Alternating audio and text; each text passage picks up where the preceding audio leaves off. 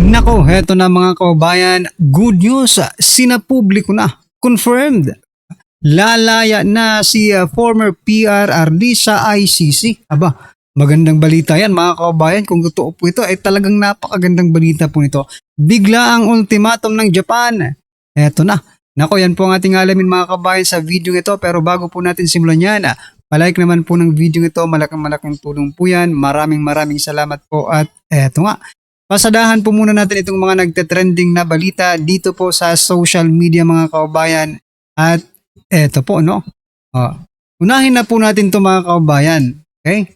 Ito pong balita mula po sa Vietnam. Ayan, Vietnam mga kababayan. No? Sabi po kasi dito mga karibin natin, no? Vietnam nagpatupad ng malawakang fuel tax cuts mula 7 to 10% naging 0% para magpababa ng presyo ng gasolina. Palakpakan po natin, no? Aba, kaya naman pala no? Kaya naman pala ang mariresolba, no? Itong mga oil crisis na ito mga kababayan. Kaya naman palang marisolba. Gayahin lang yung Vietnam mga karibin natin. Pero teka lang, bakit po yung Vietnam nakapag cut ng fuel tax, kumbaga yung excise tax, no? Bakit po nakapag-cut sila ng ganyang kalaki mga karibin natin? Maybe hindi po mga corrupt ang kanilang mga government officials, di ba? Yun lang kasi ang isang naiisip ko kung bakit naging posible sa kanila na matulungan yung kanilang mga kababayan sa gitna po ng nangyayaring oil crisis. Bakit sa atin mga kababayan hindi pwedeng maipatupad yan? Dahil wala na pong makukurakot, wala na pong maimamaleta yung ating mga politiko. Di ba? Sabi nga ni Lacson, hindi pwede basta-basta na magtanggal ng tax. Kasi tayo rin daw po ang maghihirap. Paano maghihirap? Tinanggal mo nga yung tax. Baka kayo lang, okay? Baka kayo lang na mga politiko na nagsasamantala, sa kaban ng bayan. Yung mga mali-maleta ba, mga kababayan? Yan po ang nakiisip ko kung bakit talagang hindi pwede, hindi pwedeng wala ng tax muna sa mga petroleum products. Diba?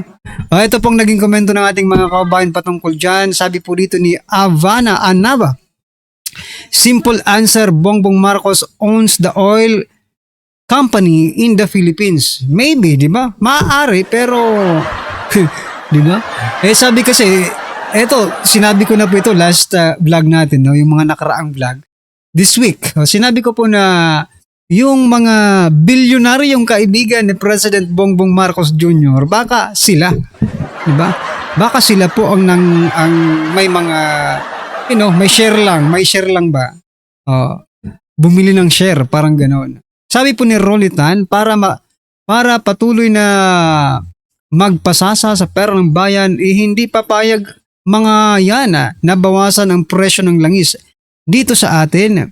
At lalong di nila tatanggapin ng oil deregulation law dahil sa laki ng kita ng gobyerno sa presyo ng langis para mas marami silang makurakot. You know what? Tama itong sinasabi dito, no?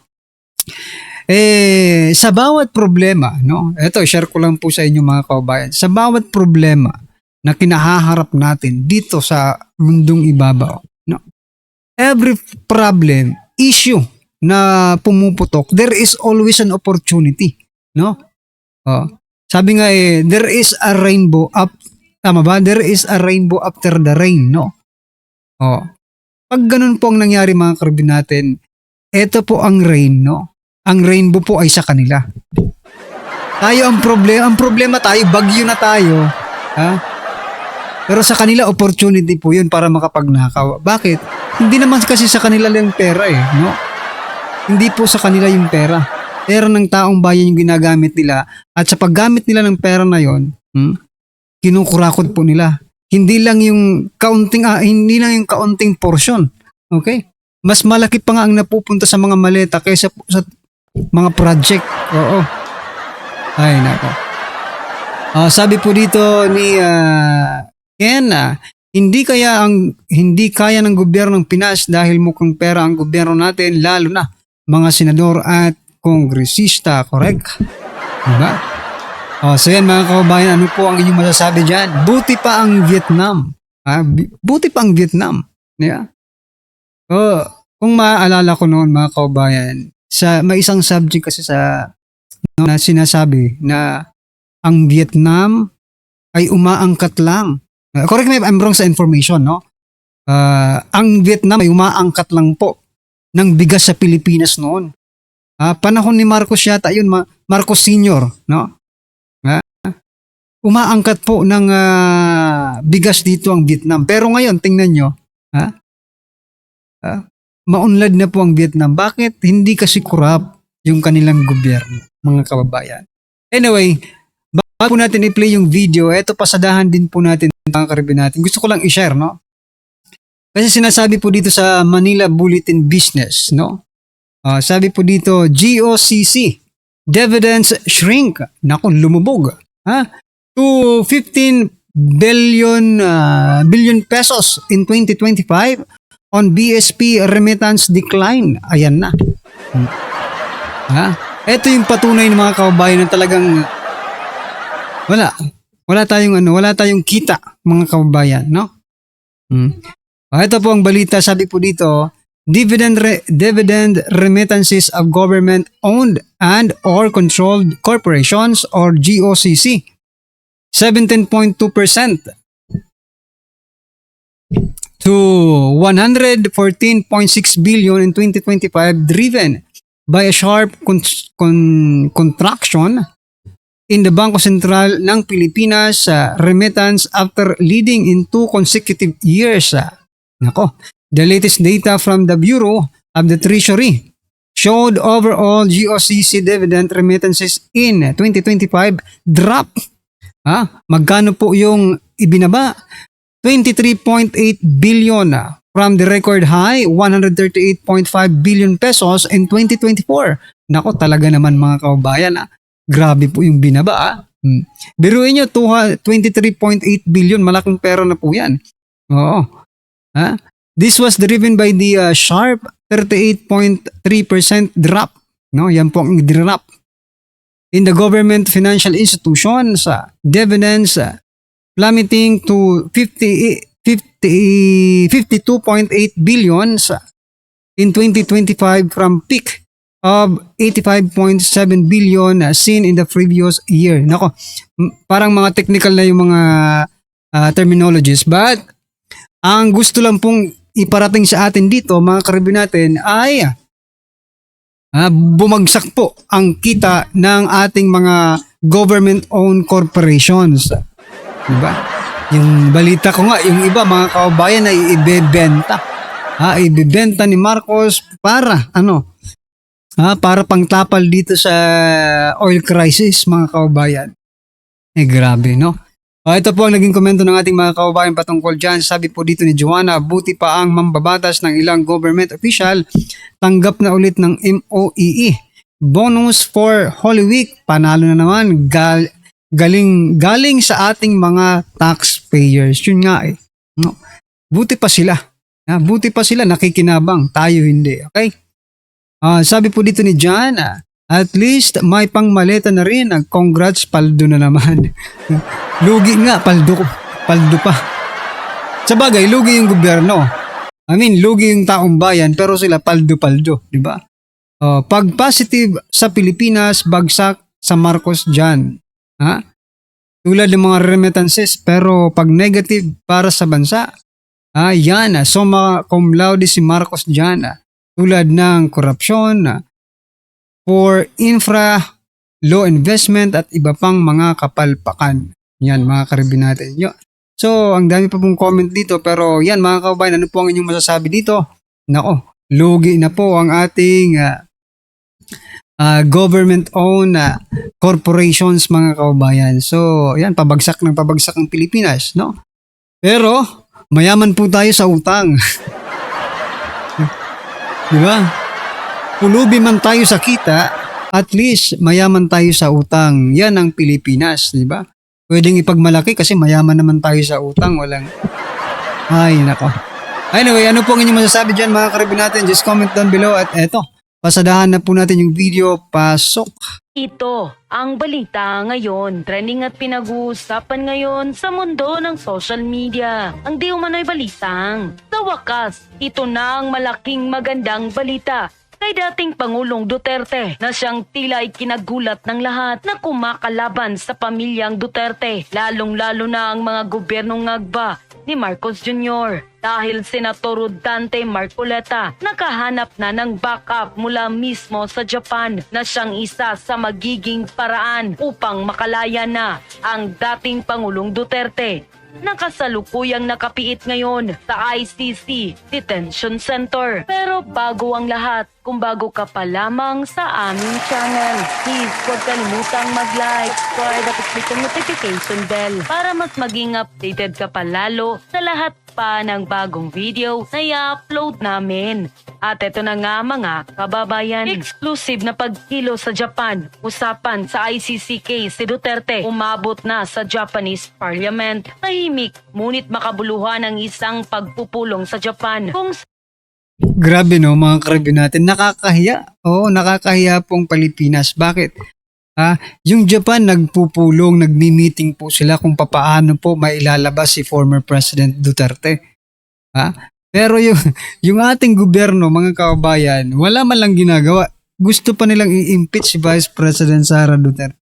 Nakakahiya. Pwede bang pag natapos ito, no?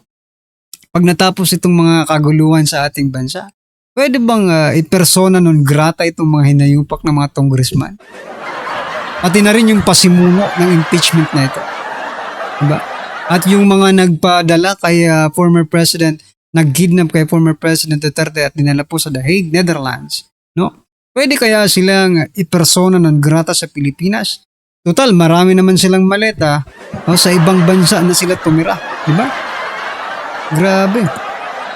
saan nagkaharap si Senator Marcoleta at ang Japanese human rights activist na si Shinichi Fujiki kaugnay sa usapin ng ICC case na kinakaharap ni dating Pangulong Rodrigo Duterte. Ang naturang pag-uusap ay iniulat na inorganisa ng grupong Republic Defenders for Peace and Unity na patuloy umanong kumikilos upang ilahad ang panig ng dating Pangulo sa international community. Sa naturang pulong, naging sentro ng talakayan ang papel ng Filipino community sa Japan, pati na rin ang posibleng partisipasyon ng Japanese House of Councilors sa isang planong conference. Layunin nitong ipaliwanag sa mas malawak na Japanese audience ang kabuuan ng issue, kabilang ang mga pananaw na hindi umano gaanong naipapakita sa mainstream narratives tungkol sa kampanya kontra droga ng nakaraang administrasyon. Isa sa mga lumutang na posibilidad ay ang pag-imbita kay Senator Marcoleta upang magsalita sa harap ng tinatayang 40